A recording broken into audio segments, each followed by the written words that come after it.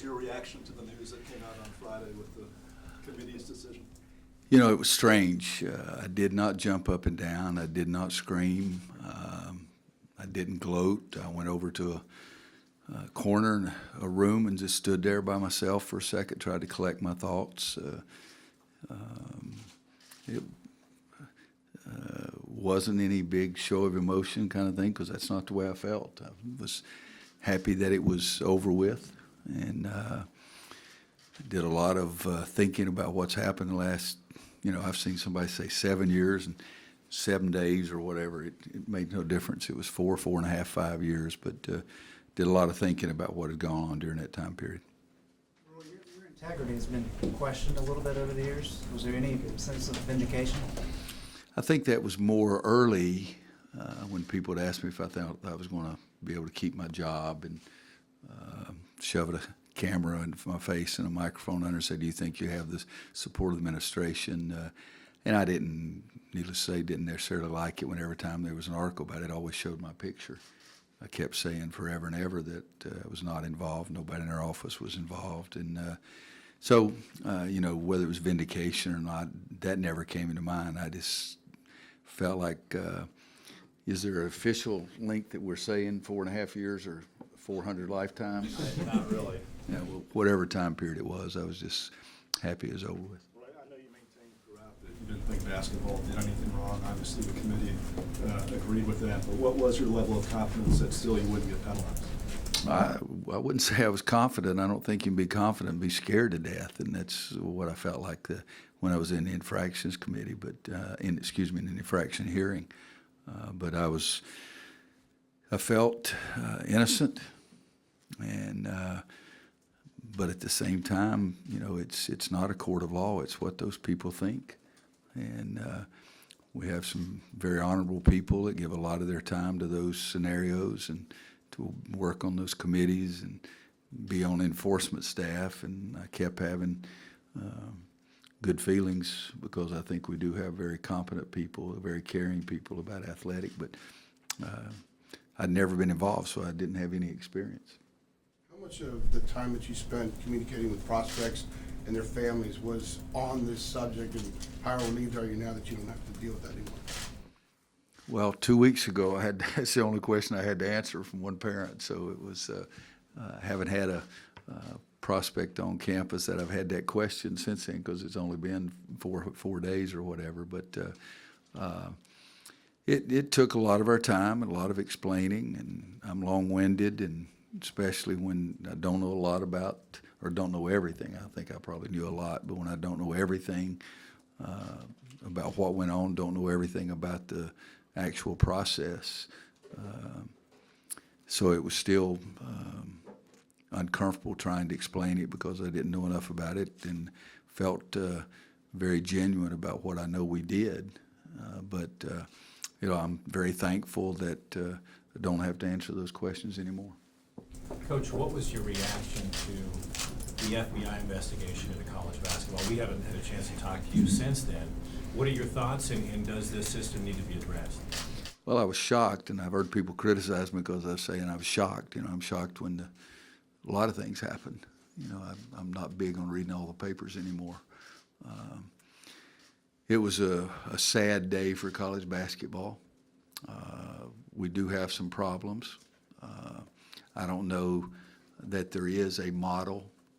If there was a model that worked, I think we would have already found it. I mean, guys, some of the old timers and maybe some of the young guys, girls in here may know, when was the NCAA formed? 2006. Why was it formed? 1906, excuse me. You know what's really good? I said 2006, Art Chansky nodded his head. I got you, Artie boy. 06. Well, I said 06 too, but I put a 20 in front of it. No, 1906. And why was it formed? Because people were worried about things that were going on in college. I think, now don't criticize me if I don't know, I'm telling you I don't know. I think it was college football, and I think the University of Chicago. Does anybody know if it's right or wrong? Well, damn, you guys need to do more work then. But that's when the NCAA was formed, and that's what it's formed for. And we haven't had a perfect model since 1906. There's not going to be a perfect model because you can't legislate honesty, you can't legislate morality. And I think what we have to find is a better model and do a better job of following the rules. I think we've got 1 million rules, and some of them we waste too much time on, but cut those back and follow those closely, and hopefully everyone else will do. But we haven't found the perfect model, so anybody that says they've got an answer, they must be a lot smarter than everybody's been for over 100 years. The scenarios that were outlined in the FBI report, how often would that maybe deter you from recruiting a certain kid or making you not want to get involved with a certain prospect? Well, we've chosen for many years to not get involved in certain situations because it didn't look like it was our kind of situation. And I'm not saying it was going to be crooked or it was going to be this. If it just didn't look like a scenario we would be successful in. So we've done that forever. And What was the process? wait just a second. Just a second. So that's all right. I like questions. Okay. But we've done that forever. And a couple of years ago, I really felt like I said to my staff, I think the next big issue will be the involvement of shoe companies. It was a few years back, but again, guys, I had to get somebody to sit down and explain to me because I didn't even understand completely who was paying who for what, and they explained it to me, and I'm still not sure that I understand exactly what happened. But we've got some good things going on too. I mean, I think there's good things in college basketball. It's not all bad. We have some really good things going on, but we've got some problems.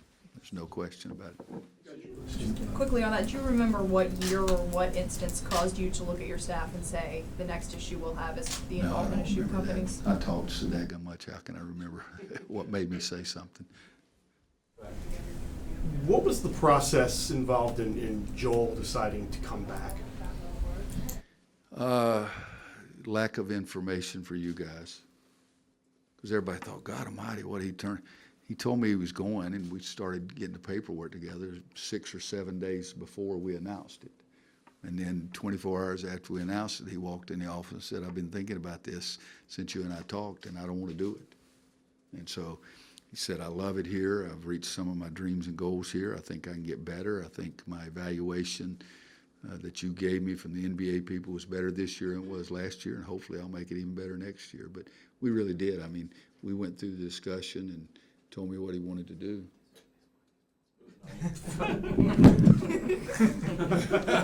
Theo! I should fix this, but Are you all right, big fall fella? over on you right there. Try that. We'll see. But no, it was a very innocent thing on his part that he decided he didn't want to do it. I mean, I talked to him and he was going to go. I'd given him all the information and he wanted to be involved, and then came in, had the ugliest look on his face I've ever seen. I said, close the door. I didn't know what he was going to tell me, but he was just really bothered by the decision. To piggyback off Andrew's question, are you confident all of your recruits are clear of any wrongdoing in this FBI report? I'm not involved. I think if we're still recruiting them, I still think that we feel good about it, yes. A year ago, you said that you didn't watch the game for 2016, the title game. Still haven't. Have you watched, how many times have you watched the 2016? Twice. Wanda and I watched it Wednesday night, I guess, when we got back, and then I watched it on the plane last week because everybody's asking so many questions about it. I wanted to remember the game a little bit better, but I did. I watched it Wednesday night, and I thought, very contrasting thoughts, what an ugly game. Nobody could make a shot, and what a beautiful game.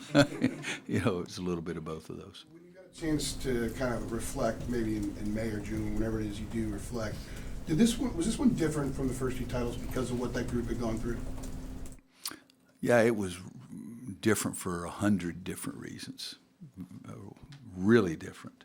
I mean, and we're even talking about it as a staff, and I've made joke of this, but it's true. 2005, we'd had some tough times, and so we won it. And I mean, we're coming back from the airport, and the helicopter's up there, and people are pulling off the road and honking the horns. And this year, the same thing. The helicopter's up there, and people are pulling off the road and honking the horns. In 2009, we were the ones honking the horns, saying, "Hey, here we are." You know, so that was the biggest difference. In 2005, it was like, "Oh my gosh, what a great thing!" And 2009, everybody ho-hummed it a little bit. I mean, as a staff, it was the same for us. But Eric Cooch's office, he's got a picture of the court right at the end of the game in 05 and right at the end of the game in 17, and can't find one for 09 to put in his office. And I went to the house and started looking around. I got all kinds of stuff from 05 and a lot of stuff already from 17, but not much stuff from 09. But 05, it was a celebration of, okay, we're back, we're in North Carolina. 09 to the staff was a great deal of pride because I think at that time we were the first team to be unanimous preseason #1, and we withstood all that all year long and did it on the court as well, and that was a great feeling of satisfaction. And this year, you know, I still say Theo and Joel and Justin, they were the ones, because they're the ones that committed to us during their junior year, and the stuff started coming out, and they hung with us the whole time. They had people telling them, "You'll never play in an NCAA tournament game." And so the feeling of pride and satisfaction that those guys' faith and trust in us worked out all right, it was a big part of my feeling. And then, you know, it's just the euphoria, the feeling that you have is you're trying to do 100 million things. And as soon as the game was over with, I just wanted to make sure that I didn't get caught up in the celebration until I had a chance to talk to Mark. Because in 05, I was really mad at myself because Bruce got all the way off the court before I got to shake his hand. I chased him down. And he said, "Don't worry about that." And I said, "No, I shouldn't have done that." But everybody was jumping around. And in 09, we won it this pretty convincingly. And Tom's one of my best friends in coaching and a guy to have the utmost respect for. And I shook his hand after Tyler Hansbrough broke my back with a big hug. But this year I wanted to make sure I talked to Mark. How surprised were you with Cameron Johnson that things got as sticky as it did trying to get his release? Oh, you know, it's a process. You've got to go through it. And, you know, I'm trying to remember. We took Luke Axtell, Jared Hass, Rex Walters, Lester Earl. Have we had any transfers since I came here? Justin Knox was a fifth-year guy. So I haven't been involved in very many of those things, taking or losing. I mean, we've only lost 8 guys in 29 years, 4 guys in 14 years here and 4 guys in 15 years at Kansas. And so I had never gone through the process, didn't really know what to expect. Did it affect your relationship with Coach Stallings? No. How do you envision him, Cameron, fitting in this year, especially with Justin's departure? He's a young man that's done a nice job in practice. And last week, one day, he didn't miss a shot. I mean, everything he looked at went in. And I said, "Well, that's pretty good. You know, he'd probably help us." You know, and but we get a chance to keep practicing. Today is practice number 12. And so we'll get a chance to keep seeing what he does. But I remember him hanging about, 26 on us last year. I remember those. How is Cam different than Justin and what he brings to the team? Well, again, 11 practices is what we've had so far, so I don't know Justin, I saw him play 11 times in high school and then coached him for 3 years, and he had the little teardrop, the little floater that better than anybody I've ever seen. Hate that shot, but I let him shoot it any time, you know, because I like guys that make it. All the rest of them, it looks pretty. The daggum thing never goes in. But with Justin, his game got more well-rounded, and he added and added and added. And I've only had 11 practices with Cam so far, but I remember his ability to shoot the ball. He averaged double figures in the ACC. He shot 41% from three-point line, so that's the only knowledge I had of him. You detailed before how the NCAA stuff impacted your ability to get top guys to campus. Do you spend any time thinking about how different things might have turned out? Obviously, you managed to make it work. Yeah, we've been all right. Yeah. Like, do you think maybe the stuff you enjoyed last year might not have happened had you landed different players? Or You know, no, I don't think about that kind of stuff. It's if I miss an 8-footer, I'm not thinking about it on the next hole. When I have another 8-footer, I'm thinking about making that sucker. But it was tough for us. I mean, you just look, guys. You don't have to be a nuclear physicist. We signed close to this. 26 McDonald's All-Americans in our first 10 years. And that includes Joel and Justin Theo because they'd already committed to us. And then we signed one after that for the next 4 years. And so I think that we didn't get that done, so something affected it and made it more difficult. But it was hard, you know, defending my integrity is part of it, defending my school was part of it. Not knowing what was going to happen was a huge part of it, so it wasn't pleasant. But just enjoy the day and enjoy the wins. You know, Marcus's junior year. You know, he beat Louisville, I think that was his junior on the last second shot, beat State on the last second shot. I was just as happy in those games as I was when we won a game last year. Well, I guess that's what I'm getting, like kind of having a team where you're having multi-year guys that gel and then you can enjoy watching them grow rather than, say, if guys were cycling in and out, one-and-done types.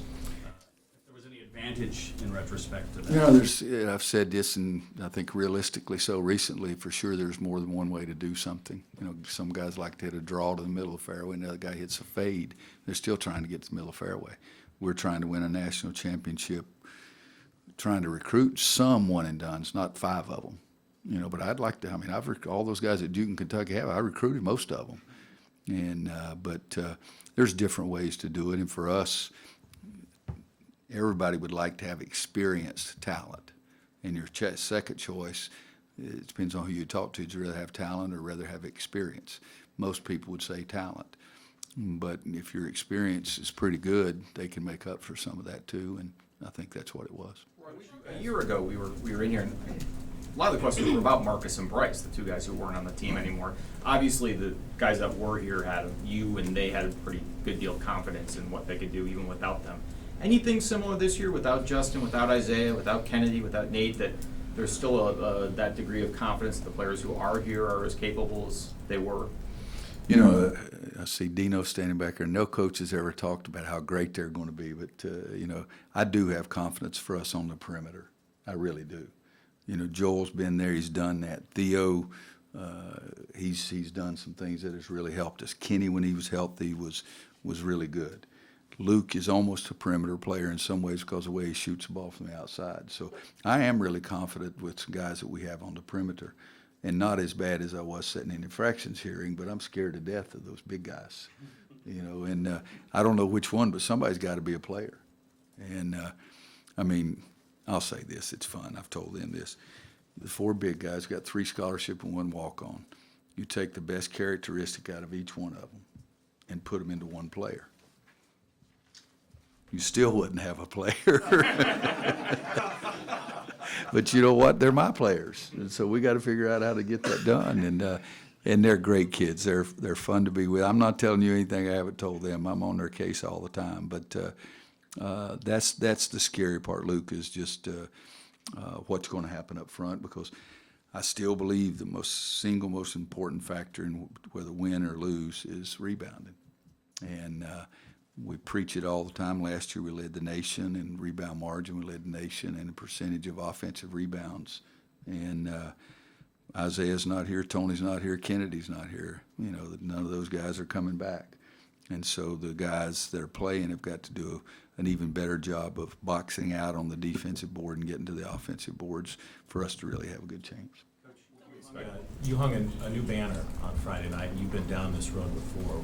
How difficult is it to repeat? And is it possible for you to relate that to these kids as they get ready to embark on that road? You know, must be awfully difficult. You know, Duke did it once, Florida did it once, and I think those are the only 2 teams that have done it in 30 years or whatever it was since UCLA stopped their run. Is there anybody else other than those 2? So it is hard. You know, Duke and Florida both had a lot of those guys. Florida had 3 guys, I think, surprised everybody and came back to try to win it again. So it's really, really difficult. But what you do is you try to set a standard, try to set a goal that you strive for and that you push for and you think about every day is trying to be one of the best teams. And last year, and, you know, we're doing the same thing today, or we did the same thing a couple of weeks ago. First practice, I let them mic me, and I didn't realize I was prepping their year-end video. But I told them the first day last year that, you know, right in front of me was a team good enough to win a national championship, and we were that close, but we didn't get it done. And so let's make sure we maintain that focus. And I think they really did throughout the whole year. Now, we don't have Joel and Justin and Isaiah and Kennedy and Theo and all those guys that were such a big part of the one the year before. So some new guys are going to have to step up. What can we expect out of the 3 freshman scholarship bigs? What have you seen from them so far? I just described what I'm expecting. I have no idea what I'm expecting. We look really good walking through the frickin' airport. You know, we're big. You know, we look good. You know, the different things. Brandon Huffman's going to break a backboard sometime, one of the most powerful dunkers I've ever had. And he's a quick jumper to get that off. But, you know, outside 3 feet, it's a little more of a question mark. Sterling is really long. Hasn't passed all his running tests yet. He's convinced his scholarship is a track scholarship. So he's got a ways to go there, but he's really long and has a good feel for the game. Walker is, you know, 6'10". Wes Miller's half-brother. Wes hates him, you know, because Wes is 5'7" on a good day, and Walker's 6'10". But I think that Walker is a plotter that's just going to keep getting better and better. He's not as explosive right now as I think he will be after several years with Jonas. Understands the game, sees the floor, does some good things there. Garrison's probably a little farther along than the other 3 right now. If I had to play one of those guys right now after 11 practices, Garrison would be ahead of the other guys. And the good news is I don't have to play. If I had to play for my life, I may not play any of them. I may play really small.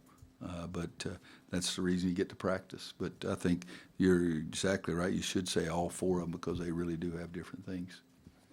You mentioned about how close you were with Tom after the 09 thing. I know the coach fraternity is very close. But when coaches get in trouble, coaches always defend each other all the time. And is that hard when one of your good friends gets in trouble and you don't know exactly what happened and so forth?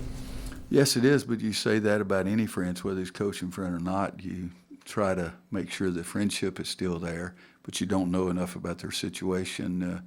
You've been around a long time. What was Coach Gutherge's favorite saying? Do not condemn thy neighbor unless you've walked in his moccasins for 2 full moons, which that means don't criticize. One of my players at Kansas, I had to explain to him how long a moon was and what a moccasin was. You know, so you have to understand that. But I think not just in the coaching profession, you do defend people, and you defend them harder the more you know about it. But this is hard because there's some things going on that some of it is really hard to understand. You know, again, I'm trying to figure out who's getting what from where. And because that I don't know. No, I've got some great friends in the coaching profession, and there's some great friends that I would trust with my son, with my daughter, and even with my grandsons now. Have you talked to Rick? No. I did. We were on the same place recruiting a couple of weeks ago, but I have not talked to him since this came out. Coach, is a lighthearted question. This summer, I need one of those. This summer seemed to be your glow up. You know, you had a new buzz cut that, you know, was all over the internet with pictures, you know, just relaxing. You had a couple of players get married. And you just had a really great summer, it seemed like, despite looming of the NCAA. How was your summer? How are you doing? And how are you getting ready for this season? Well, the buzz cut that was so cool that showed everywhere, which I didn't know about, I've done for the last 6 years since Aiden was born. I do it every summer, usually on July 4th. Scott cuts my hair and cuts a little boy's hair. The tough thing is last year they tried to get me to get a mohawk because they got a mohawk. And it's hard to say no to your grandsons. You know, I bribed them, gave them money, took them to get dessert, do anything. But still, they wanted a buzz cut, but I had to say no on that. I mean, a mohawk. It was not a good summer. My golf game was the worst in history. First time in my life I handicapped ever gone into double figures. So I had to enjoy being out there, enjoying my friends, enjoying my buddies. Some of my buddies I didn't enjoy nearly as much as I used to when I used to beat their ass all the time. But so that part wasn't as good. You can strike that, beat their tail all the time. But no, it was a good summer, and then about 16 days ago, I guess now, our third grandson was born, and on his 13th day he was alive. He came to late night, and so we've got him started the right way. But family was really good this summer. We had some really good times. Time for 2 more short ones, please. Roy, initial impressions on Jalek Felton and what he can bring this year? He's really gifted, maybe the most gifted player on our team. Doesn't understand hard work, doesn't understand focus, doesn't understand defense. You know, he thinks that's that fence that we've talked about before around your yard. But really gifted, and if I can get him to be more focused and tougher, and I think he's got a chance to be really a good player and really help us. And he's got some skills that a lot of other people don't have. Anybody else? One more? Luke said Friday that one of the guys he's really been impressed with has been Brandon Robinson. Just kind of what sort of strides do you see from him through the offseason? You know, we've had, I can go down. 7th is better. Joel's better. Brandon Robinson is better. Theo is better. Kenny's better. I think every returning player we have has really made some significant strides in their game. Brandon's shooting the ball well. Right now, he's sort of the leader of that blue team right now, but he's going to play. And I think with the blue team, he's pressing a little bit in practice, trying to do so much because it's always competition, which I like because he doesn't like to lose, you know. And so I think he's doing more there than he'll have to do when he goes over to the other team. But he's doing some good things. Can't gain any weight, you know, but he's doing some good things. Biggs, going back to trying to figure out how you're going to have the one you want as a clear starter, in back-to-back seasons, Kennedy and Bryce took some really big strides in their senior seasons. For Bryce, a lot of that for you, I know, was dealing with his attitude. Is there anything from either Not of his those? attitude, just work ethic. He's a great kid. Yes, sir. No, sir. Then he'd go away and probably cuss me, but it was yes, sir, no, sir, like that. What I'm getting at, is there anything from those 2 seasons back-to-back that you feel like you can apply to that position this season with these young guys and figure something out there? Well, the difference is it was Kennedy's senior year and it was Bryce's senior year. And I've always thought your biggest jump was made from your freshman to your sophomore year. And then by the time you're a senior, you've really got it all figured out. And so that doesn't fit any one of these guys. But somebody's got to come through. And I have no idea who it's going to be, but somebody has to. Thank you very much. Thanks, everybody. We even had a lot of questions about the basketball season and basketball team. I appreciate that.